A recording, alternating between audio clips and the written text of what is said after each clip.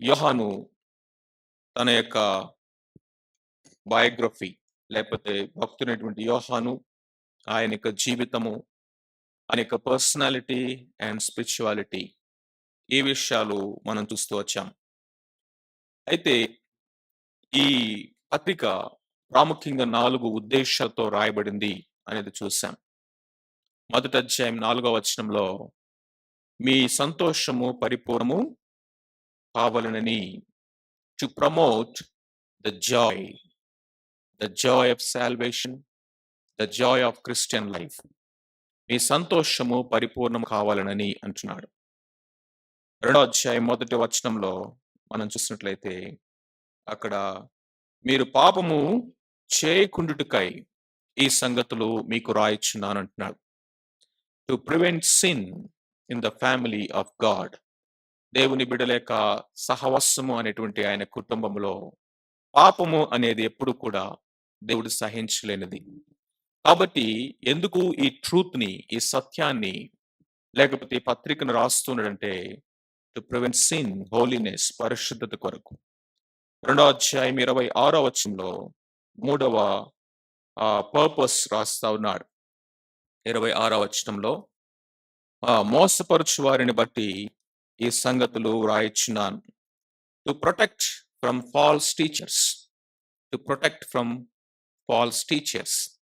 అబద్ధ బోధలున్నాయి, అబద్ధ బోధకులున్నారు, మోసపుచ్చేటటువంటి ఆత్మలు, మోసపూరితమైనటువంటి బోధలు ఉన్నాయి. కాబట్టి వాటి నుండి భద్రపరచడానికి సంఘానికి ఉన్నటువంటి అతి ప్రాముఖ్యమైనటువంటి ప్రమాదం బయట కాదు, లోపలే ఉన్నది. ఆ ప్రమాదం ఏంటంటే సత్యమునకు భిన్నమైన బోధలు, సత్యమును వక్రీకరించేటటువంటి బోధలు, కల్పనా కథల చేత నింపబడినటువంటి బోధలు. అవి సంఘానికి ఎంతో ప్రమాదం, కలవరపరుసాయి. తోడేళ్ళు అని చెప్పాడు పౌలు. వాటి నుండి భద్రత కొరకు రాస్తా ఉన్నాడు, ట్రూత్ ని ప్రజెంట్ చేయడానికి. 5వ అధ్యాయము 13వ వచనాన్ని చూసినట్లయితే 4వదిగా అక్కడ ఏమంటున్నాడు, దేవుని కుమారి నామమందు విశ్వాసముంచి మీరు నిత్య జీవం గల వారిని తెలుసుకున్నట్లు నేను ఈ సంగతులను మీకు వ్రాయిచున్నాను. To provide assurance of salvation. So to promote joy, to prevent sin, to protect from false doctrines and to provide assurance. ఇది ఈ పత్రిక యొక్క ఉద్దేశంగా మనము చూస్తా ఉన్నాం. అయితే మనం చదివినటువంటి ఈ యొక్క 4 వచనాల్లో మెయిన్ థీమ్ ఏంటి, ప్రాముఖ్యమైనటువంటి ఉద్దేశం ఏంటంటే యేసుక్రీస్తు ప్రభువారు ఆయన దైవ మానవుడు. దేవుడుగా ఉన్నటువంటి ఆయన మానవుడుగా ఈ భూమి మీదకి వచ్చాడు. ఆయన్ని మేము చూసాం, మేము ఆయన మాట్లాడుతుంటే విన్నాం, ఆయన్ని మేము తాకి చూసాము, దానికి మేము ప్రత్యక్ష సాక్షులం. అసలు ఈ పత్రిక బిగినిలోనే యేసుక్రీస్తు ప్రభువారి యొక్క శరీరధారణ గురించి, ఆయన శరీరధారిగా ఈ భూమి మీదకి దిగి వచ్చినటువంటి ఆ విషయాన్ని ఎందుకు ఈయన ప్రస్తావన చేయవలసి వచ్చింది అంటే, ఆ దినాల్లో ఆ సంఘములో వచ్చినటువంటి ఒక అబద్ధ బోధ, తప్పుడు బోధ ఏంటంటే నాస్టిసిజం అంటారు. సో ఈ విధమైనటువంటి కలవరపరచినటువంటి బోధలు సంఘాల్ని నానా విధములుగా సత్యము నుండి దూరంగా తీసుకెళ్తూ ఉన్నప్పుడు, సత్యమే కదా మన స్వతంత్రులుగా చేసేది. యేసుక్రీస్తు ప్రభువారు పరలోకానికి వెళ్తూ ఈ భూమి మీద ఆయన చేసిన ప్రార్థన ఏంటి? సత్యముందు వారిని ప్రతిష్ఠిత చేయమని, ఈ వాక్యమే సత్యము. సత్యము అనేది మనల్ని ఎప్పుడు కూడా ఫ్రీడమ్ లోకి తీసుకెళ్తుంది, డెలివరెన్స్ లోకి తీసుకెళ్తా ఉంది. అబద్ధం అనేది బానిసత్వంలోనికి, మోయలేనటువంటి బరువులు మన మీద మోపుటకు దాస్యత్వంలోకి తీసుకెళ్తా ఉంది. ఇవి అనేక రకమైనటువంటి అపోహల్లోనికి మనల్ని తీసుకెళ్తుంది. కాబట్టి ఇక్కడ అసలు బిగినింగ్ లోనే యేసుక్రీస్తు ప్రభువారు ఆయన ఎవరంటే ఆది అందునటువంటి ఆ దేవుడు, ఆది అన్నటువంటి వాక్యమైన దేవుడు అని యోహాను సువార్తలో చెప్పారే, ఆ వాక్యమైనటువంటి ఆ దేవుని వద్ద నుండి వచ్చినటువంటి ఆ జీవవాక్యమును గురించి నేను మాట్లాడుతున్నాను. ఆ వాక్యము ప్రత్యక్షమాయెను. మన కళ్ళకు కనబడేటువంటి ఫామ్‌లో మన దగ్గరికి వచ్చారు. మేము ఆయన చూసాం. ఆయన మాట్లాడుతుంటే విన్నాము. ఆయనను తాకి చూసాము అని సాక్ష్యము ఇస్తూ ఒక సాక్షిగా ఈ యొక్క పత్రికను రాస్తా ఉన్నాడు. సో యోహాను he is taking the role of a first hand eyewitness of the incarnation of Jesus Christ. యేసుక్రీస్తు ప్రభువారు శరీరధారిగా మన దగ్గరకు దిగవచ్చినటువంటి కృపా సత్య సంపూర్ణుడిగా మన మధ్యకు దిగవచ్చినటువంటి ఎన్నడూ ఎవడును చూడలేనటువంటి దేవుని బయలుపరచుటకు దైవమే మానవ శరీరంలో ఈ భూమి మీదకి దిగివచ్చినటువంటి యేసుక్రీస్తు ప్రభువారిని ఆయన జీవితానికి శిలువ మీద ఆయన చేసినటువంటి ఆ యొక్క శిలువ బలియాగమునకు నేనే ప్రత్యక్ష సాక్షిని, మేమందరము సాక్షులము అని ఈ పత్రికని స్టార్ట్ చేస్తా ఉన్నాడు. కాబట్టి మనము ఈ పత్రిక మనం ఏం చూస్తామంటే Jesus Christ is a God man who is the one basis of the true Christian fellowship. క్రైస్తవ సహవాసమునకు నిత్య జీవమునకు మూలము ఆధారమైనటువంటి ప్రభు అయినటువంటి యేసుక్రీస్తు ఆయన దేవుడు, ఆయనే మానవుడిగా ఈ భూమి మీదకి దిగి వచ్చాడు. ఎందుకు ఇది ఎంత సత్యం అంటే క్రైస్తవత్వం అంతా కూడా ఎవరి మీద కట్టబడిందంటే it depends on Jesus Christ, the person, the ministry and final గా ఆయన శిలువ మరణ భూస్థాపము పునరుద్ధానాల మీద క్రైస్తవ్యం అంతా కూడా కట్టబడి ఉంది. It stands on one single pillar, that is the divinity and humanity of Jesus Christ. యేసుక్రీస్తు ప్రభువారు కేవలము ఆయన దేవుడే, మానవుడు కాదు అంటే నీకు రక్షణ లేదు. ఎందుకంటే యేసు ప్రభు ఆయన కేవలము దేవుడే అని గనక చెప్పినట్లయితే ఆయన మానవునికి బదులుగా సబ్స్టిట్యూట్ కాలేడు. ఆయన కేవలం మానవుడు మాత్రమే అని చెప్తే ఆయన శిలువ మీద చనిపోయినటువంటి ఆ మరణము, ఆయన కార్చిన రక్తం వలన ఏ విధమైన ఉపయోగము లేదు. కాబట్టి ఈ రెండు సత్యాలు equally important for our salvation, equally important for hour Christian faith and life, equally important for our future hope. ఈ రెండిట్లో ఎక్కడ బ్యాలెన్స్ తప్పిపోయినా కానీ క్రైస్తవ విశ్వాసం కుప్పకూలిపోతుంది. కాబట్టి ఏదో పర్వాలేదులే, బాగానే చెప్పాడు, ఈ ఒక్కటే కదా, కొంచెమే కదా అని ఎప్పుడు కూడా నీవు నేను మనం రాజీ పడటానికి వీలు లేదు బోధ విషయంలో. ఎందుకంటే అపోస్తలులు కానీ గ్రంథకర్తలుగా దేవుడు వాడుకున్నటువంటి వారు కానీ దేవుడు కానీ వారు కాంప్రమైజ్ కావట్లేదు. ఈ 4 వచనాల్లో మనం ఏం చూస్తామంటే Christ the author of our fellowship, that's the theme. Christ the author of our fellowship. మన సహవాసమునకు మూలం, ఆధారం ఎవరంటే క్రీస్తు ప్రభు. క్రీస్తు ప్రభు మొట్టమొదటిగా ఏమన్నాడంటే the life is revealed or manifested. మనకు ప్రత్యక్షపరచబడినటువంటి జీవము గురించి మాట్లాడుతున్నాడు. మొదటి 2 వచనాలు చూడండి, మళ్ళీ చదువుదాం. జీవవాక్యమును గూర్చినది ఆది నుండి ఏది ఉండెనో, మేము ఏది వింటిమో, అనులారా ఏది చూచితమో, ఏది నిదానించి కనుగొంటుమో, మా చేతులు దేనిని తాకి చూచెనో అది మీకు తెలియచేయుచున్నాము. ఆ జీవము ప్రత్యక్షమాయను, తండ్రి వద్ద ఉండి మాకు ప్రత్యక్షమైన ఆ నిత్య జీవమును మేము చూచి ఆ జీవమును గూర్చి సాక్ష్యమిచ్చుచు దానిని మీకు తెలియపరచున్నాం. సో ఈ 4 మాటలు కలిగినటువంటి ప్యాసేజ్ లో 3 ప్రాముఖ్యమైనటువంటి విషయాలు మనం చూద్దాం. మొట్టమొదటిది సాక్ష్యము. మొట్టమొదటిది ఏంటి? సాక్ష్యం. దేని గురించి ఈయన సాక్ష్యం ఇస్తా ఉన్నాడు అంటే జీవవాక్యమును గూర్చినది. అసలు ఒక కోలన్ ఉంటే బాగుండేది. ఎందుకంటే that is his theme, that is his topic, that is what he is talking about. జీవవాక్యమును గూర్చినది ఇంగ్లీష్ బైబిల్ ఏమంటుందంటే కన్సర్నింగ్ ద, కలిగి ఉన్నది ఏది ఆయన లేకుండా కలగలేదు అంటాడు. ఆయన సృష్టికర్త అని చెప్పాడు. సమస్తము కూడా ఆయనే సృష్టించిన వాడు అని చెప్తూ వచ్చాడు. అలా చెప్పుకుంటూ కిందకు వచ్చి 14వ వచనంకి వచ్చేసరికి ఆ వాక్యమే శరీరధారి అయి కృపా సత్య సంపూర్ణుడిగా మన మధ్య నివసించెను. అంటే ఆ వాక్యమైనటువంటి ఎవరి గురించి అయితే మాట్లాడుతున్నాడో ఆయన సృష్టికర్త అని, ఆయన దేవుడై ఉన్నాడని, తండ్రితోనూ, పరిశుద్ధాత్మతోనూ కూడా నిత్యత్వము నుంచి ఉన్నటువంటి దైవం అని చెప్తూ, ఆయన సృష్టికర్త అని చెప్తూ, ఆయన మన మధ్యకు దిగి వచ్చాడు. కృపా సత్య సంపూర్ణుడుగా అంటున్నాడు. ఇక్కడ కూడా మనం చూసినట్లయితే ఆది నుండి ఏది ఉండెనో ఈయనెవరంటే ఆది నుండి ఉన్నటువంటి వాడు.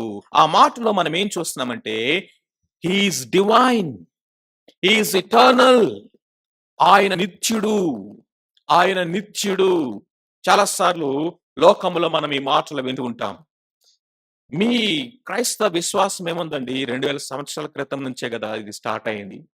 2000 సంవత్సరాల నుంచే కదా క్రీస్తున్నాడు అని అంటూ ఉండటం మనం వింటాం. యేసు క్రీస్తు ప్రభువారు శరీరధారిగా ఈ భూమి మీదకి 2000 సంవత్సరాల క్రితం వచ్చాడు. That doesn't mean that is his existence కి బిగినింగ్ అని కాదు. అదేదో ఆయనకి స్టార్టింగ్ పాయింట్ అని కాదు. ఆయన ఆది నుండి ఉన్నవాడు, ఆయన అదృశ్యుడు, ఆయన అనంతుడు, ఆయన నిత్యుడు. యేసు క్రీస్తు నిన్న, నేడు, నిరంతరము ఏకరీతిగా ఉన్నవాడు. ఆయన మార్పు లేనివాడు, ఇమ్యూటబుల్. ఆయన సమీపింపరాని తేజస్సులో అమరత్వము కలిగి తాను మాత్రమే వసించుచు ఉన్నటువంటి దేవుడు. Is in eternal glory. సమస్తం ఆయన మూలముగాను, ఆయన ద్వారాను, ఆయన కొరకు సృజింపబడి ఉన్నవి. సృష్టించబడినది ఏది కూడా ఆయన లేకుండా సృష్టించబడలేదు. ఆయన సృష్టికర్త, ఆయన సమస్త జ్ఞాని అయినటువంటి వాడు, ఆయన సర్వాధికారి అయినటువంటి ప్రభువు, ఆశ్చర్యకరుడు, ఆలోచనకర్త, నిత్యుడగు తండ్రి, బలవంతుడైన దేవుడు అని నామం కలిగిన వాడు. ఆయన శాశ్వత కాలం మొదలుకొని శాశ్వత కాలం వరకు తన ప్రజలకు ప్రత్యక్షమవుతూ ఉన్నటువంటి వాడు. ఆయనే బెత్లెహేములో, ఎఫ్రాతా బెత్లెహేములో పుడతాడని మలాకి ప్రవక్త ద్వారా ప్రవచింపబడిన వాడు. God he reveals himself. దేవుడు ఆయన ఏమై ఉన్నాడో మనకు బయలుపరుచుకుంటూ వచ్చాడు. నానా సమయంలో నానా విధములుగా మన పితరులతో ప్రవక్తల ద్వారా మాట్లాడిన దేవుడు ఈ యుగముల అంతమందు తన కుమారుని ద్వారా మనతో మాట్లాడుతూ ఉన్నాడని హెబ్రీ 1:1 మనం చూస్తాం.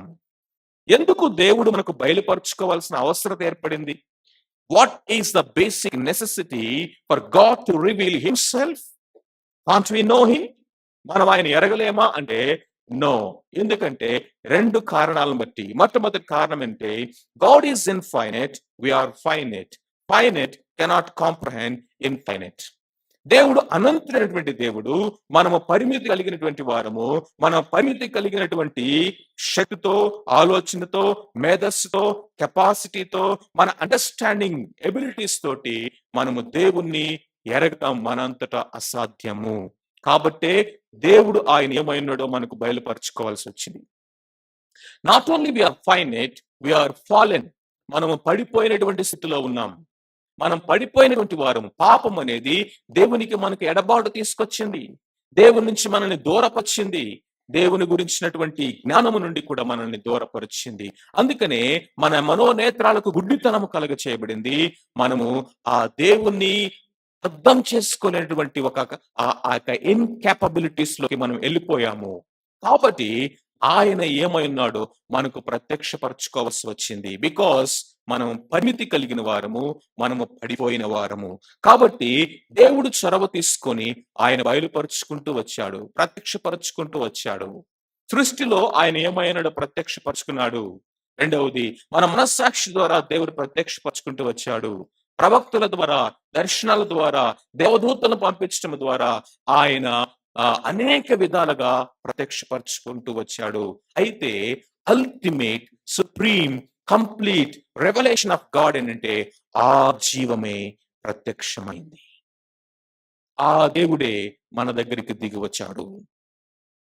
ఆయనే మనల్ని వెతుక్కుంటూ వచ్చాడు. తండ్రి రొమ్మున ఆనుకుని ఉన్న అద్వితీయ కుమారుడే దేవుని మనకు బయలుపరచను, తండ్రిని బయలుపరచను. Jesus on earth is God in flesh. యేసుక్రీస్తు ప్రభువారు శరీరధారిగా ఈ భూమి మీదకి దిగి వచ్చినప్పుడు, ఈ భూమి మీద ఆయన ఎవరయ్యా అంటే గాడ్ ఇన్ ఫ్లెష్. ఇన్కార్నేట్ అంటే అర్థమేంటంటే శరీరమును ధరించుకోవటం. శరీరముగా మారటం కాదు. శరీరమును ధరించుకోవటం. ఆయన ధరించుకున్నది శరీరము కాబట్టి, ఇది ధరించుకున్నది కాబట్టి ఆయన విడిచిపెట్టడం కూడా విడిచిపెట్టి వెళ్ళిపోతాడు. That's what happened on the cross, after the cross. So కాబట్టి మొట్టమొదటిగా మనం ఏం చూస్తామంటే, ఆ ప్రత్యక్షపరుచుకున్నటువంటి ఆ దేవుడు, లేకపోతే ఆ జీవము, ఆ నిత్య జీవము, ఆ జీవవాక్యము అని పిలువబడుతున్నటువంటి ఆ దేవుడు ఎవరయ్యా అంటే, ఆయన ఆది నుండి ఉన్నవాడు. ఆది నుండి. ఆదికాండము 1:1 ఇన్ ద బిగినింగ్ అని చూస్తాం. ఆది యందు. అది దేనికి ఆది అంటే సృష్టికి.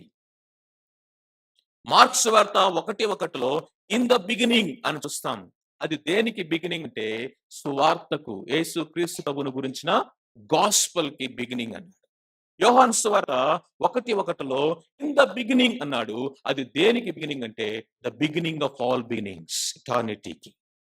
ఇక్కడ గనుక మనం చూసినట్లయితే ఆది నుండి ఏది ఉండెనో, ఏది మేము కనులారా చూచితమో, ఏమేమి నిదానించి కనుగొంటిమో అని చెప్తున్నాడో, ఇది దేనికి బిగినింగ్ అంటే it is talking about the beginning of incarnation.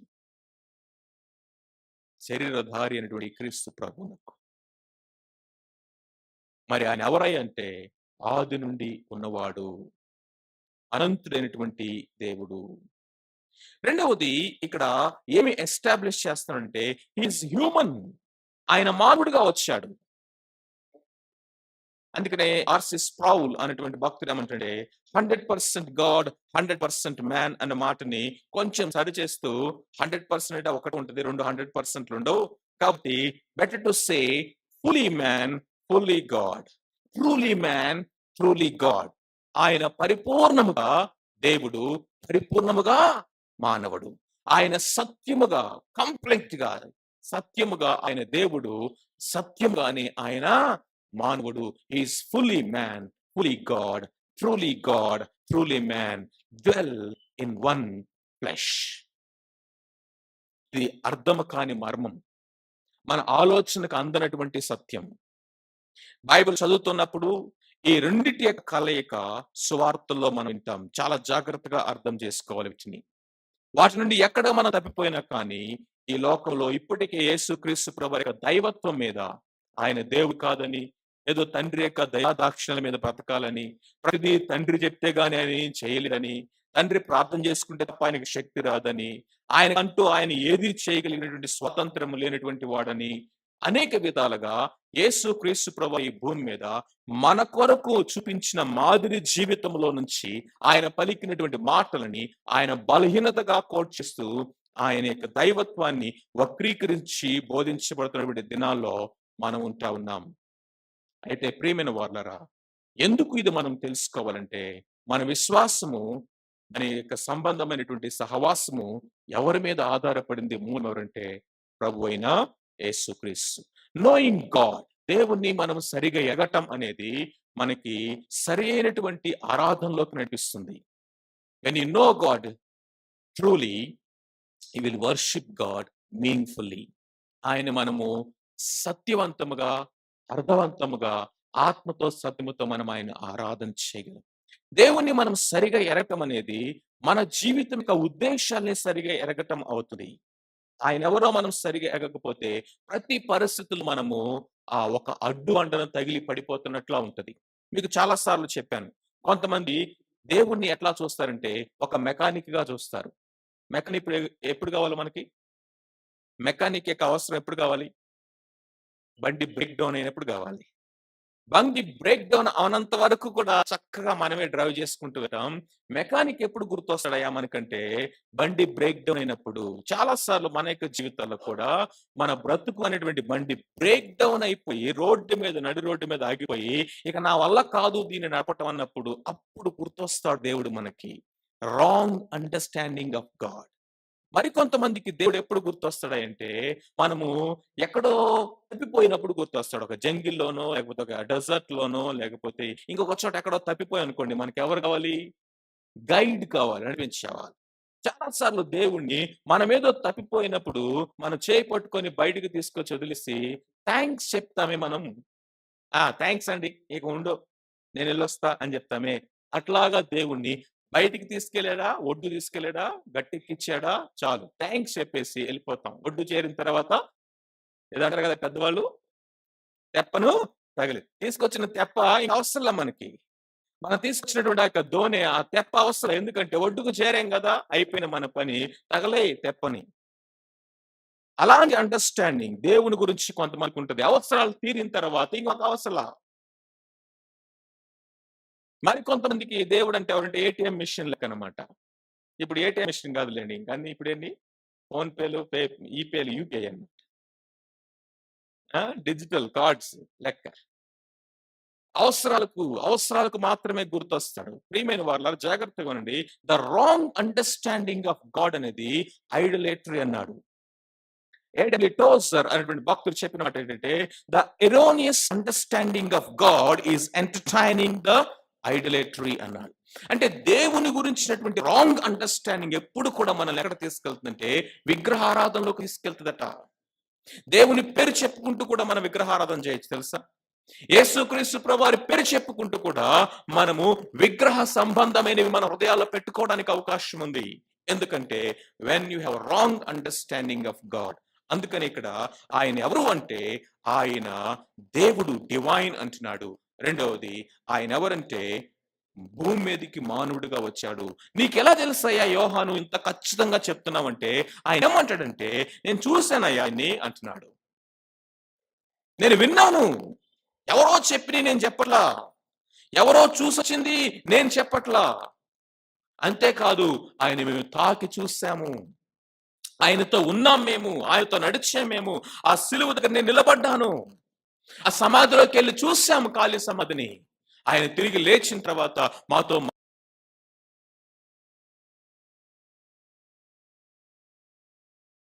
మాట్లాడుతూ వచ్చారు. ఆయన ఆరోహణమై పరలోకానికి వెళుతూ ఉంటే మా కన్నులు నిదానించి చూచినవి. వి ఆర్ ద విట్‌నెసెస్ సాక్ష్యము. మొట్టమొదటిగా మనము ఏమి నేర్చుకుంటున్నాము అంటే సాక్ష్యము, సాక్ష్యము. దేవుడు మనల్ని ఈ భూమి మీద సాక్షులుగా ఉండడానికి పిలిచాడండి. అందరూ కూడా నేను సువార్తికుని కాదు అని చెప్పొచ్చు. నేను ప్రీచర్‌ని కాదు అని చెప్పొచ్చు. నేను మిషనరీని కాకపోవచ్చు అని చెప్పొచ్చు. లేకపోతే నేను పలానా అది ఇది నాకు ఆ కెపాసిటీ, నాకు ఆ తలంతులు లేవని నువ్వు చెప్పొచ్చేమో కానీ, మనమందరము కూడా ఇక అన్‌డినయబుల్‌గా ఈ భూమి మీద మనం చేయాల్సినటువంటి పని ఏంటంటే, ఆయనకి సాక్షులుగా ఉండుట. భూదిగంతముల వరకు మీరు నాకు ఏమంటారు? సాక్షులై ఉంటారు. ఇప్పుడు మీరు చెప్పండి, సాక్ష్యం అనేది ఎవరు ఇవ్వగలరు? ఎవరిచ్చిన సాక్ష్యం అనేది వాలిడ్ అవుతాయి? చూచిన వాళ్ళు? ఎవరు సాక్ష్యం ఇస్తారు? ఎవరి సాక్ష్యం అనేది అది వాలిడ్ చెప్పండి. ఎక్స్‌పీరియన్స్ హ్మ్. ఏమ్మా? విన్నవాళ్ళు, చూచిన వాళ్ళు, తాకిన వాళ్ళు ఆయన ఆన్సర్ చెప్పండి. ఆ! Who has the first hand information. First hand అంటే అర్థం ఏంటి? ఎవరో చెప్పినయి నేను చెప్పట్లేదు. ఇది నేను చూసింది. నేను విన్నది. నేను అనుభవించింది. నా యొక్క వ్యక్తిగత అనుభవపూర్వకముగా ఇది ఉన్నది. నా అంతట నేను ఎరిగి చెప్తున్నటువంటి మాటలివి. That is a valid testimony. ఇక్కడ యేసుక్రీస్తు ప్రభువారి గురించినటువంటి ఆయన ఎవరు అనేటువంటి దాని విషయమై యోహాను అన్నాడు, నేనే సాక్షినండి. ఎంతకంటే మీకేం కావాలన్నట్టుగా చెప్తున్నాడు. ఈరోజు లోకానికి ఆయన ఎవరు? Who is Jesus? ఈ ప్రశ్న ప్రపంచాన్ని తల్లకిందులు చేస్తున్న ప్రశ్న ఇది. The most troubling question in this world. $1,000,000 question అన్నాడు. ఎందుకంటే ఎన్ని మల్టిపుల్ ఆన్సర్స్ ఉన్నాయి. యేసు ఎవరు? ఆయన ఒక మనిషే? ఆయన ఒక గురువా? ఆయన మత బోధకుడా? లేకపోతే అమెరికా వాళ్ళ దేవుడా? అందరి దేవుళ్ళో ఒక దేవుడా? అన్ని అవతారాల్లో ఆయన కూడా ఒక అవతారమా? ఆయన కేవలం ఒక ప్రవక్తనా? ఈ విధంగా చెప్పుకుంటూ వెళ్తే యేసుక్రీస్తు ఎవరు అన్నటువంటి దానికి అనేకమైనటువంటి డైవర్స్ క్వెషన్స్ అనేవి, ఆన్సర్స్ అనేవి ఈ లోకంలో మనకు కనిపిస్తా ఉండగా, మరి యేసు ఎవరు అన్నటువంటి దానికి సత్యము, సత్య ఆధారితమైనటువంటి ఆ యొక్క అనుభవపూర్వకమైనటువంటి సాక్ష్యము ఎవరివ్వాలంటే ఈరోజు నువ్వు నేనివ్వాలి. అది దేవుడు మనకు అప్పగించిన గురుతర బాధ్యత. అది ఎప్పుడు సాధ్యమవుతదంటే, నేను వ్యక్తిగతంగా క్రీస్తును రక్షకుడుగా ఎరిగినప్పుడు, వ్యక్తిగతంగా ఆయన నా జీవితానికి ఒక మాస్టర్‌గా ఉన్నాడు. నేను ఆయన శిష్యుడిని, ఆయన వెంబడిస్తున్నటువంటి డిసైపుల్‌ని నేను. ఆయన యొక్క శిలువ మరణ, భూస్థాపన, పునరుత్థానముల ద్వారా పొందినటువంటి ఆ రక్షణ, విడుదల, విమోచనను అనుదినము నేను అనుభవిస్తున్నాను. నా బ్రతుకు మారింది. ఒకాయన దగ్గరకొచ్చారు. థియలాజికల్ క్వెషన్ చేస్తున్నారు. ఇదిగో ఆయన విశ్రాంతి దినమున ఈ పని చేశాడు. ధర్మశాస్త్రాన్ని మీరాడు. మరి ఆయన దేవుడు అవ్వటానికి అవకాశం ఉందా? ఒక్కసారి ఏమన్నాడో తెలుసా? అయ్యా మీరు ఏమడుగుతున్నారో నాకసలు ఏం అర్థం కావట్లేదు కానీ ఒకటి మాత్రం నాకు తెలుసు. One thing I know for sure. One thing I know. I once was blind. But now I see. This one thing I know. నేను ఒకప్పుడు గుడ్డివాడిని. ఇప్పుడు నేను చూచుచున్నాను. ఈ ఒక్క విషయాన్ని నేను దృఢంగా చెప్పగలను. అది ఎవరి వలనంటే ఇదిగో యేసు అను ఆ యొక్క వ్యక్తి నన్ను ముట్టాడు. నాకు స్వస్థతనిచ్చాడు. ఇది నా అనుభవం. ఈ ఒక్కటి నేను చెప్పగలను. మీరడిగే ఈ థియలాజికల్ క్వెషన్స్ అన్నిటికి నా దగ్గర ఆన్సర్ లేకపోవచ్చు కానీ, ఒకప్పుడు భయంకరమైనటువంటి తాగుబోతుని నేను. నా ప్రభు నా బ్రతుకును మార్చాడు. ఒకప్పుడు భయంకరమైనటువంటి పాపపు, వ్యభిచారపు జీవితాన్ని జీవించిన వాడిని ఆయన నన్ను పరిశుద్ధపరిచాడు. ఒకప్పుడు నేను లంచగొండిని, డబ్బు వ్యామోహంలో పడుతున్న వాడిని ఈ రోజు జనరస్ గా అనేక మందికి ఇచ్చేవాడుగా ఆయన నన్ను చేశాడు. అనేక భయంకరమైనటువంటి వ్యసనాల చేత ఎడిక్షన్స్ కి లోనై నా బ్రతుకును పాడు చేసుకున్న వాను ఈ రోజు ప్రభు నా జీవితాన్ని డెలివర్ చేశాడు. This one thing I no. ఈ ప్రపంచంలో ఏ సెమినరీ కూడా, ఏ అపాలజిస్ట్ కూడా, ఏ విధమైన ఆర్గ్యుమెంట్స్ కూడా ఇవ్వలేనటువంటి ఆన్సర్ ఏంటో తెలుసా? This one thing I no. ఏంటది? అనుభవం, సాక్ష్యం. కన్న వాటిని, విన్న వాటిని, చూచిన వాటిని, నేను తాకిన వాటిని అంటే అర్థం ఏంటంటే వ్యక్తిగత అనుభవము. ప్రభు అయినటువంటి యేసుక్రీస్తు వారిని నువ్వు వ్యక్తిగతంగా ఎరుగుదువా? ఆయనని రక్షకుడుగా, ఆయనని ప్రభువుగా నువ్వు అంగీకరించవా? అనుదినము ఆ ప్రభువుతో కలిసి నడిచేటటువంటి ఆ యొక్క ఇంటిమసీ ఉందా? Do you know Jesus? ఈ ప్రశ్న ఒక యవనస్తుడి జీవితాన్ని మార్చేసిందండి. ఎవరో తెలుసా ఆయన? ఒక అద్భుతమైన క్రికెటర్.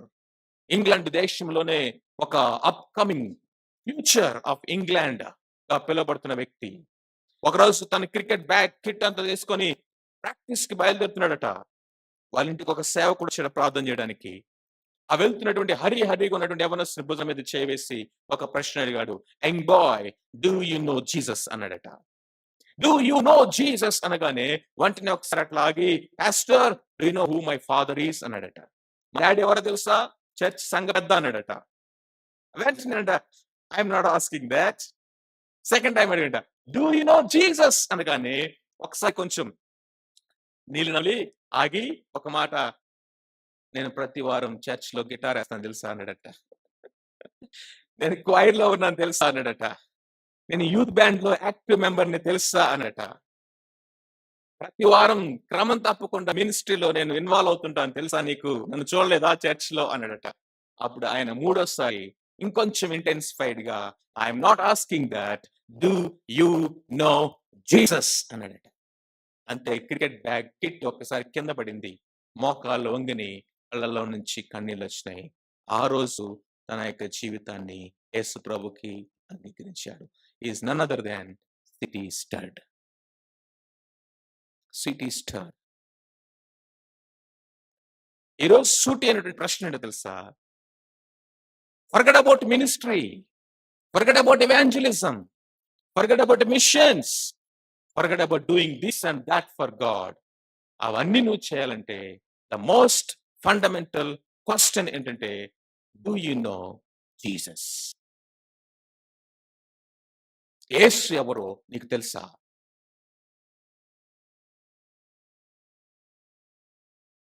యోహాను అంటున్నాడు, తెలుసు. In the midst of the false doctrines ఆయన నిలబడ్డాడు లేచి, జీవవాక్యమును గురించినది ఆది నుండి ఏది ఉండెనో ఆ ప్రత్యక్షమైనటువంటి ఆ జీవము నేనే సాక్ష్యం. ప్రియమైన వాళ్ళరా, ఈ భూమి మీద మనము ఎందుకు ఇంకా జీవిస్తా ఉన్నామంటే, ఆయన మన కొరకు మిగిల్చినటువంటి పని ఏంటంటే, లోకమంతటికి కూడా ఈ వార్తను అందించే బాధ్యతను దేవుడిచ్చాడు. సిలువ మీద ఆయన చేయవలసినంత చేశాడు. ఆయన చేసి ముగించిన పనిని ప్రపంచమంతా వెళ్ళి చెప్పమన్నాడు.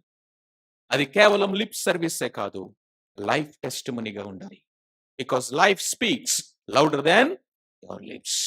మన జీవితం అనేది మన మాటల కంటే బలీయంగా పనిచేస్తుంది. Gospel must be declared and as well as demonstrated. It must be demonstrated. సువార్త అనేది కేవలము ప్రకటించడం మాత్రమే కాదు, ఆ ప్రకటించబడే సువార్త మన యొక్క జీవితం యొక్క ప్రవర్తనలో కనపడాలి. అది సాక్ష్యము. మొట్టమొదటి మాట ఈ ప్యాసేజ్ లో మనం ఏం చూస్తున్నామంటే, చెప్పండి, సాక్ష్యం. రెండవ మాట చూడండి, 3వ వచనం, మాతో కూడా మీకును సహవాసము కలుగునట్లు మేము చూచిన దానిని వినిన దానిని మీకు తెలియచేయుచున్నాం. మన సహవాసం అయితే తండ్రితో కూడాను ఆయన కుమారుడైన యేసుక్రీస్తుతో కూడాను ఉన్నది. ద సెకండ్ వర్డ్ ఈస్ సహవాసం. మొట్టమొదటిది సాక్ష్యము, రెండవది సహవాసము. సహవాసము సహవాసము అనేటువంటి మాటకు అర్థము, రూట్ వర్డ్ కనుక మనం చూసినట్లయితే కొయినోనియా ఉంది. ఏంటి చెప్పండి? కొయినోనియా. KOINONIA. కొయినోనియా. కొయినోనియా అన్న మాటకు అర్థం ఏంటంటే having something in common. Having something in common. మన పిక్నిక్ వచ్చినటువంటి వారికి బాగా గుర్తున్నట్టు వర్డ్ కదా. పిక్నిక్ లో మనం ఫెలోషిప్ గురించి మాట్లాడుకున్నప్పుడు కొయినోనియా అంటే ఏంటనేది ఆ ఒక్క వర్డ్ ని మనము చాలాసేపు ధ్యానించుకున్నాం. Koinonia, having something in common. ఏంటి ఇక్కడ కామన్ గా ఉన్నది ఏంటి అని మనం చూసినట్లయితే, ఎవరైతే యేసు క్రీస్తును జీవవాక్యమైనటువంటి నిత్య జీవమైనటువంటి ఆది నుండి ఉన్నటువంటి ప్రత్యక్షపరచబడినటువంటి ఆ జీవమును ఎవరైతే ఎరుగుతారో, ఆ ఎరిగినటువంటి వారందరూ కూడా they will have something in common. They will something in common. ఏంటో తెలుసా? ఒకే విశ్వాసము. చూడండి, ఎఫెసీయులకు రాసిన పత్రిక 4వ అధ్యాయం. దాంట్లో ఏమి మనకు కామన్ గా ఉన్నాయి, ఏ విషయాల్లో మనము ఒక్కటిగా ఏకముగా ఉన్నామో అక్కడ రాస్తాడు. 4వ అధ్యాయము 4వ వచనం. శరీరము ఒక్కటే, ఆత్మయు ఒక్కడే, ఆ ప్రకారమే మీ పిలుపు విషయమై ఒక్కటే నిరీక్షణ ఉండుటకు పిలువబడుతుంది. ప్రభు ఒక్కడే, విశ్వాసం ఒక్కటే, బాప్తిస్మం ఒక్కటే, అందరికీ తండ్రి అయిన దేవుడు ఒక్కడే. ఒక్కడే ఒక్కటే అనే ఎన్ని విషయాలు రాయబడినాయి చెప్పండి? ఇక్కడ లెక్క పెట్టారా?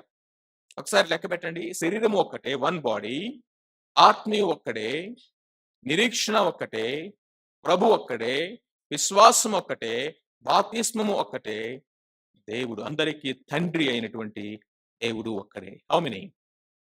7-fold oneness. This is common. మనమందరము కూడా బాడీ అన్నప్పుడు ఒక ఫ్యామిలీగా పిలువబడ్డాం. మనమందరం కూడా కుటుంబంగా చేయబడ్డాం.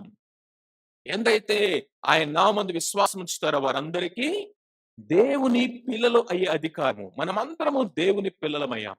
క్రీస్తు ప్రభువు ద్వారా ప్రత్యక్షపరచబడినటువంటి ఆ యొక్క జీవం అయినటువంటి క్రీస్తు ప్రభువు ద్వారా పరలోకము నుండి దిగి వచ్చినటువంటి ఆ నిత్య జీవమైనటువంటి ఆ జీవవాక్యమైనటువంటి ప్రభువు ద్వారా మనం ఏం చేయబడ్డామై అంటే, మనమందరము ఒక తండ్రికి పిల్లలమయ్యాము.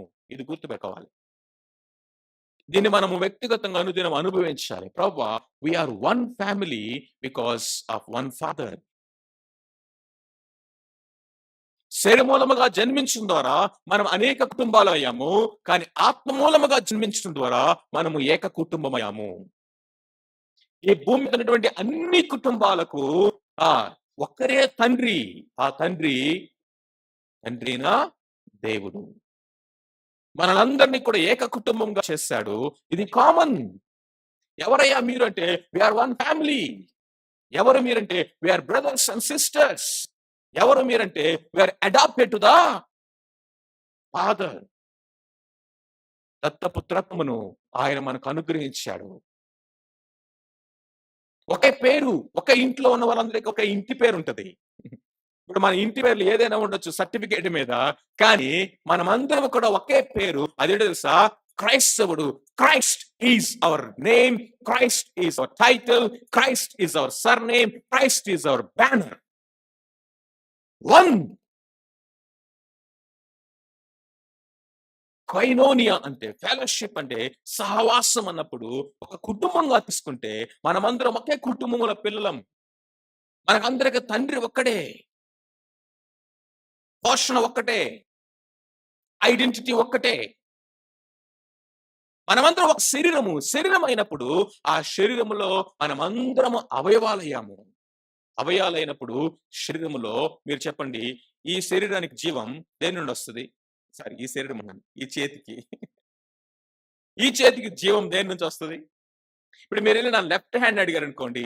ఓకే. హూ ఆర్ యూ అని అడిగారనుకోండి. ఏం చెప్తది లెఫ్ట్ హ్యాండ్? ఒకవేళ చెప్పి మాటలివ్వగలిగినటువంటి కెపాసిటీ ఉంటే. నా లెఫ్ట్ హ్యాండ్ అడిగారనుకోండి. హూ ఆర్ యూ అంటే ఏం చెప్తది? ఆ! నేను అభిషేక్ శరీరములో అవయవాన్ని అంటది. వచ్చి మరి రైట్ హ్యాండ్ అడగండి. నువ్వెవరు అంటే ఏమంటది? చెప్పండి. Same answer. నేను అభిషేక్ శరీరంలో ఒక హ్యాండ్ అని చెప్తది. అంటే దీని ఐడెంటిటీ ఏంటి? ఒకటే. దీనికి రక్తం ఎక్కడి నుంచి వెళ్తుంది? దీనికి రక్తం ఎక్కడి నుంచి వెళ్తుంది? లైఫ్ ఒకటే. ఇంటేక్ ఒకటే. ఫుడ్ ఒక్కటే. ఒక బ్లడ్ గ్రూప్ దీనికి సెపరేట్‌గా, ఇంకొక బ్లడ్ గ్రూప్ దీనికి సెపరేట్‌గా లేదు. వాట్ ఈ మోడల్స్ అన్నీ ఫ్యామిలీ మోడల్ కానీ, బాడీ మోడల్ కానీ, లేపోతే ఒక పట్టణం అని కానీ, ఒక దేశం అని కానీ, ఒక కింగ్‌డమ్ అని కానీ, దేవుడు ఇవి మనకి తెలియచేస్తా ఉన్నప్పుడు, అందులో మనకి ఏమి దేవుడు బయలుపరుస్తున్నాడంటే koinonia. We are all one. Sharing, having common. దీన్ని ఈ భూమి మీద మనం అనుభవించాలండి. ఎలా కలిగింది ఈ సహవాసం అంటే, మనము ఆయన నామందు విశ్వాసం ఉంచటం ద్వారా, ఆయన్ని ఎరగటం ద్వారా, ఈ కాంటెక్స్ట్‌లో ఈ ప్యాసేజ్‌లో గనుక మనం చూస్తే ఆయన్ని ఎరగటం ద్వారా, క్రీస్తును సరిగా ఎరగటం ద్వారా, రక్షకుడిగా అంగీకరించటం ద్వారా మనమందరికి ఈ సహవాసమును ఆయన అనుగ్రహించాడు. దేవుడు అసలు మనల్ని సృష్టించింది దేనికోసమో తెలుసా? దేనికోసమండి? సహవాసం. ఆదియందు దేవుడు మానవుని సృష్టించినప్పుడు ఆయన ప్రతిరోజు మానవుడితో సహవాసం చేసేవాడట. ఎందుకు అంటే దేవుడు మానవుణ్ణి తన పోలికలో చేసుకున్నాడు. తన పోలిక అంటే తన స్వరూపం అంటే ఏంటి? 2 కళ్ళు, ముక్కు, కాళ్ళు, చేతులేనా? లైక్‌నెస్ అంటే ఏంటి మరి? నేను తెలుగులో చెప్పింది ఇంగ్లీష్‌లో చెప్పారు మళ్ళీ. లైక్‌నెస్ అంటే ఏంటి? నేచర్. ఓకే. కొంచెం దగ్గరికొచ్చారు. నేచర్ అంటే ఏంటి? ఏ నేచరు? డివైన్ నేచరా? హ్మ్. ఆయనలో మాట్లాడే కెపాసిటీ ఉంది. కాబట్టి మనకి కమ్యూనికేషన్ ఇచ్చాడు. Very good. ఇంకా హిస్ మోరల్ అట్రిబ్యూట్స్ అంటారు. ఆయనకున్నటువంటి నైతికమైన గుణలక్షణాల్ని మనకు పంచాడాయన. వాటిని వాన్ గ్రూడమ్ ఏమనంటే కమ్యూనికబుల్ అట్రిబ్యూట్స్ ఆఫ్ గాడ్ అన్నాడు. దేవుడు ఆయన గుణలక్షణాలతో మనల్ని చేశాడు. దైవికమైన గుణాలు గాదు. నైతికమైన గుణలక్షణాలున్నాయి. ప్రేమ, యథార్థత, సంతోషము, లేకపోతే ఇతరుల్ని జాలి, ఫర్‌గివ్‌నెస్, దయ, నీతి, ఇవన్నీ ఏవైతే ఉన్నాయో ఆయన గుణలక్షణాలతో దేవుడు మనల్ని చేశాడు. ఇప్పుడు మీరు చెప్పండి, మనం ఎవరితో సహవాసం చేయగలుగుతాము? ఎవరితో ఐడెంటిఫై చేయగలుగుతాము? మీరు గమనించండి. ఆదాము దేవుడు సృష్టించిన తర్వాత భూమి మీద ఉన్నటువంటి ఆయన సృష్టించిన జంతువులన్నిటిని తీసుకొచ్చాడు ఆయన దగ్గరికి. ఏం చేయమన్నాడు? పేర్లు పెట్టమన్నాడు. పేర్లు పెట్టమన్నప్పుడు అన్నిటికి పేర్లు పెట్టాడు. బహుశా 2, 2 వస్తున్నాయి అన్నీ. ప్రతి జంతువు 2, 2గా వస్తున్నాయి. ఆడది, మగది వస్తా ఉంది. దేవుడిచ్చిన జ్ఞానాన్ని బట్టి వాటికి పేర్లు పెడతా వచ్చాడు. అంతా అయిపోయిన తర్వాత మేబీ ఆదాం తన వైపు చూస్తున్నాడేమో. నేనే అన్ని 2, 2 నేనొక్కడినే ఉన్నానేంటి అనుకున్నాడు. ఏ నీకు పులుందిగా, పులితో సహవాసం చేయకపోయావా? ఏనుగుందిగా, ఏనుగుతో సహవాసం చేయకపోయావా? పప్పి ఉందిగా, పప్పితో సహవాసం చేయకపోయావా? అంటే వాటితో సమయాన్ని స్పెండ్ చేయగలను కానీ, ఆటితో సహవాసం చేయలేనన్నాడు. ఎందుకంటే they are not like me. They are not like me. ఇప్పుడు తనలాంటి ఒక వ్యక్తిని తీసుకొచ్చినప్పుడు ఇమ్మీడియేట్‌గా అన్నాడు, నాది. నా ఎముకలలో ఎముక, నా మాంసములో మాంసము. నాది, నారి, నా శరీరం అనేది. నాకు సాటి అనేది నేను సహవాసము, సంగత్యము, ఇంటిమసీ, సన్నిహిత్యము చేయగలిగినది. సృష్టిలో దేవుడు దైవత్వములో త్రిత్వం ఉంది. ఆయనలో సహవాసం ఉంది. ఆయనకి సహవాసం అవసరం లేదు. అవసరం ఉండి చేయలా మనవుణ్ణి. తండ్రి, కుమార, పరిశుద్ధాత్మలో సహవాసం ఉంది. పర్ఫెక్ట్ ఫెలోషిప్ అది. ఆ ఫెలోషిప్ ఎప్పుడు డిస్టర్బ్ కూడా అవ్వదు. అయినా కానీ దేవుడు ఆయన లైక్‌నెస్‌లో, ఆయన గుణ లక్షణాలతో, ఆయన పోలినటువంటి వారిగా మానవుణ్ణి చేసి ప్రతిరోజు ఆయనతో సహవాసం చేశాడు. వెతుక్కుంటూ వచ్చాడు. మాట్లాడాడు. ముచ్చటించాడు. తన హృదయాన్ని పంచుకున్నాడు. ఆఫీస్ నుండి వచ్చి బుర్ర హిటెక్కిపోయి కొంచెం రిలాక్స్ కోసం మనం పిల్లలతో సహవాసం చేస్తామే అట్లా రాలేదట. రిలీఫ్ కోసము, స్ట్రెస్ తగ్గించుకోవడం కోసము మనము సహవాసం చేస్తామే అలాంటి సహవాసం కాదట దేవుడు చేసింది.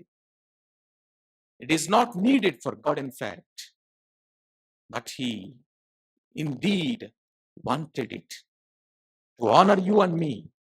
నిన్ను నన్ను ఆనర్ చేశాడు. నిన్ను నన్ను రెస్పెక్ట్ చేశాడు. మనకు ఆ భాగ్యాన్ని కృపనిచ్చాడు. ఎంత గొప్ప భాగ్యం అంటే దేవుడే మన దగ్గరికి దిగివచ్చి మనతో సహవాసాన్ని కోరుకున్నాడు. ఆయనకు అవసరం లేకపోయినా కానీ ఈ సహవాసము మనకందరికీ కూడా క్రీస్తు ప్రభు ద్వారా కలిగింది. పాపం అనేది దేవునితో ఉన్నటువంటి ఆ యొక్క సహవాసాన్ని తెంపేసింది. సంబంధం పోలా, సహవాసం పోయింది. ఆదాము దేవుని దగ్గర రాలేని పరిస్థితికి వచ్చాడు. చెట్టు చాటున దాక్కుంటున్నాడు. వాళ్ళ దిగంబరత్వాన్ని వాళ్ళే కప్పుకోవడానికి ట్రై చేస్తున్నారు. వాళ్ళ ప్రాబ్లమ్‌ని వాళ్ళే సాల్వ్ చేసుకోవడానికి ట్రై చేస్తా ఉన్నారు. అలాంటి టైంలో కూడా తప్పు చేశాడని తెలిసినా కానీ దేవుడు వెతుక్కుంటూ వచ్చాడు. వెనుకున్న పిల్లల్ని కొంచెం చూడండి. దేవుడు వెతుక్కుంటూ వచ్చాడు సహవాసం కోసం. మరి ఆ సహవాసాన్ని రెస్టోర్ చేసింది ఎలాగయ్యా పర్మనెంట్‌గా అంటే ఆయన ఈ భూమి మీదకి మానవుడిగా దిగి రావడం. ఈ మాటలో ఒక అద్భుతమైన సత్యం ఉంది. అదేంటో తెలుసా? ఒకవేళ యేసుక్రీస్తు ప్రభువారు శరీరధారిగా ఈ భూమి మీదకి రాకపోతే, మనం ఎన్నటెన్నటికి కూడా దేవునితో సహవాసం మరలా చేయగలిగి ఉండేవాళ్ళం కాదు. That's why Christ is the author of our fellowship with God. అయితే ఈ సహవాసము మొట్టమొదటగా తండ్రితో, ఆ తర్వాత మనతో. ఇందులో ఒక అద్భుతమైన ట్రూత్ ఉంది. అది చెప్పి నేను మూడో మాటకెళ్ళిపోతాను ఫాస్ట్‌గా. చాలా సార్లు సహవాసం అంటే మనం కేవలము ఈ విధంగా కలుసుకోవటమనే అనుకుంటాం. Fellowship gatherings, fellowship meetings, fellowship eatings, fellowship చెప్పండి ఇంకా ఏమున్నాయి? మంచిదే. కానీ అది సెకండరీ. ఫస్ట్ ఏంటంటే మన సహవాసం అయితే దేవునితో మొట్టమొదటిగా వర్టికల్ రిలేషన్‌షిప్. దేవునితో వ్యక్తిగత సహవాసం లేని వాళ్ళు వాళ్ళ లైఫ్ ఎట్లా ఉంటదంటే వారు ఒంటరిగా ఉన్నప్పుడు త్వరగా పడిపోతారు. జయ జీవితం ఉండదు. నిలబడగలిగిన సామర్థ్యం ఉండదు. 4 రోజులు గనక ఊరెళ్ళొస్తే బ్యాక్ స్లైడ్ అయిపోతారు. ఎందుకంటే వీళ్ళ స్ట్రెంగ్త్ ఏంటి? ఇక్కడుంటేనే. ఇది స్థాన బలం అన్నమాట. ఏ బలం ఇది? స్థాన బలం. మొసలి కంట నీళ్లో ఉన్నప్పుడే బలం ఉంటదట. బయటికొస్తే భంగపాటట. సో దేవునితో వ్యక్తిగత సహవాసం లేని వాళ్ళు కూడా ఏంటంటే, ఇప్పుడు మేము నలుగురిలో ఉన్నప్పుడు మొనగాలీళ్ళు.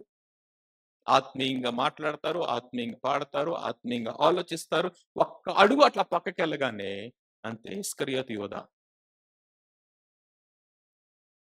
కారణం ఏంటంటే, Judas never knew God rightly. ప్రభునైన సరిగా ఎరగలేదు.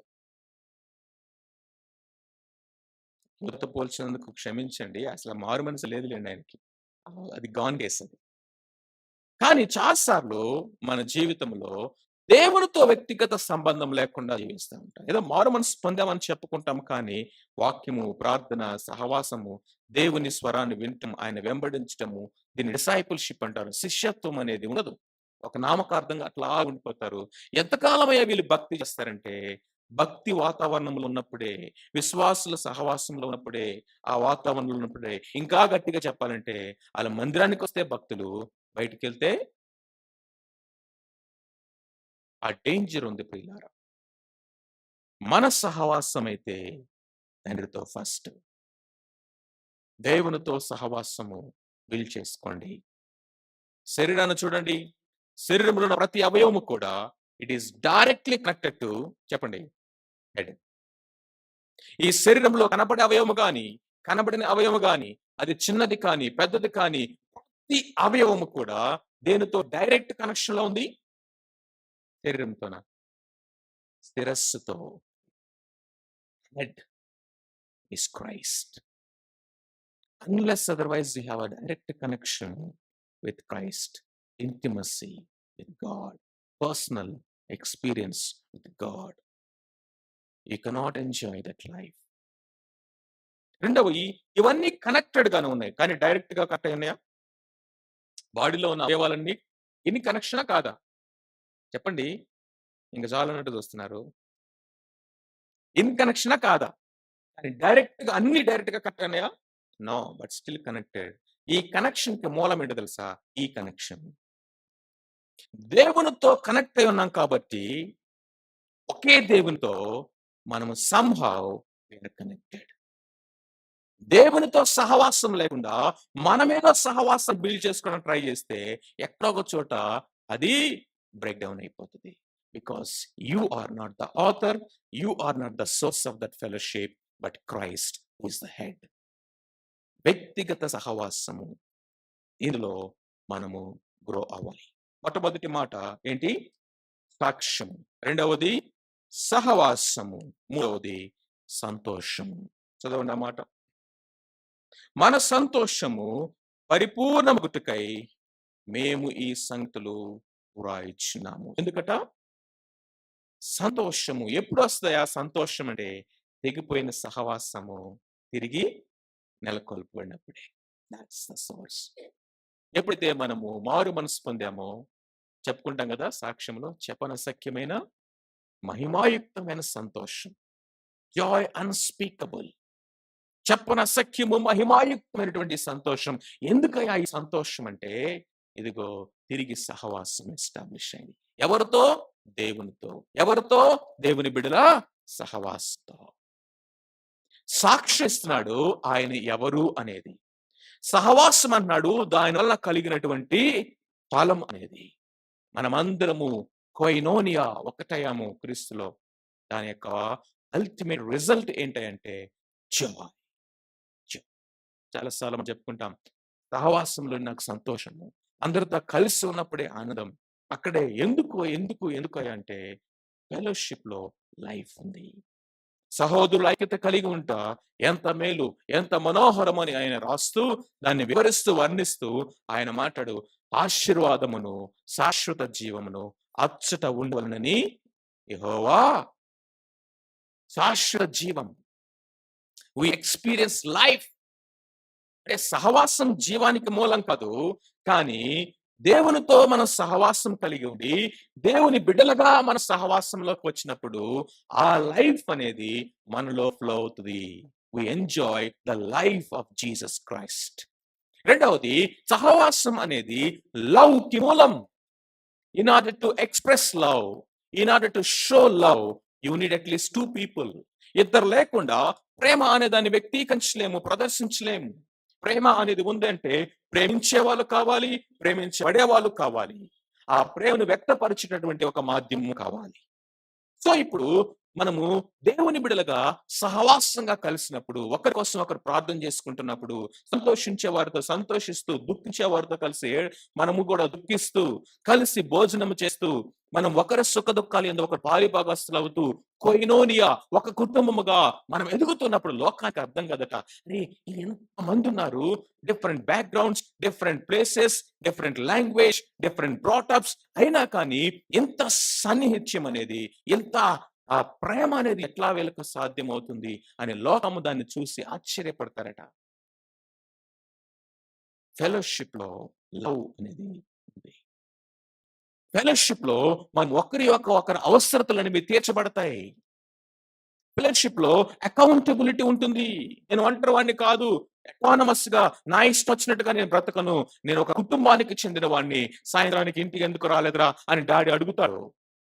ఎక్కడికెళ్తున్నావు అని మమ్మీ అడుగుతది. తింటున్నావా లేదా అని ఇదిగో వాళ్ళు పట్టించుకుంటారు. నీ ప్రవర్తన ఎలా ఉంది అని వాకబు చేస్తారు.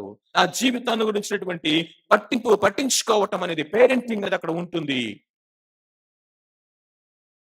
సహవాసంలో రెస్పాన్సిబిలిటీ.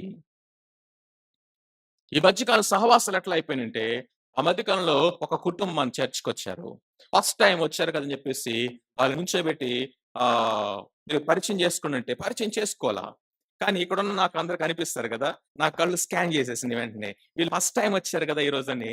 ఆరాధన అయిపోయిన తర్వాత ఒకసారి అట్లా ముందుకెళ్ళి ఆ సహోదరితోటి ప్రైజ్ లార్డ్ అమ్మా మీరు ఫస్ట్ టైమ్ వచ్చారనంటే, ఆళ్ళ భర్త అక్కడి నుంచి "వచ్చేయ్, వచ్చేయ్, వచ్చేయ్ మాట్లాడబాకన్నాడు." సరే ఆయనేమన్నాడో నాకు అర్థమవుతుంది. సరే ఆళ్ళిద్దరూ ఒకసారి రండి మీకోసం ప్రార్థన చేస్తామంటే, ఆయనన్నాడు "మాకోసం ప్రార్థనొద్దు ఏమొద్దండి. కొంచెం మీరు మీ నంబర్ ఇస్తారా? మేము తర్వాత కాంటాక్ట్ చేస్తామంటే" అమ్మో! అసలు ఫోను నంబర్‌లు ఇవ్వమండి అంటున్నారు.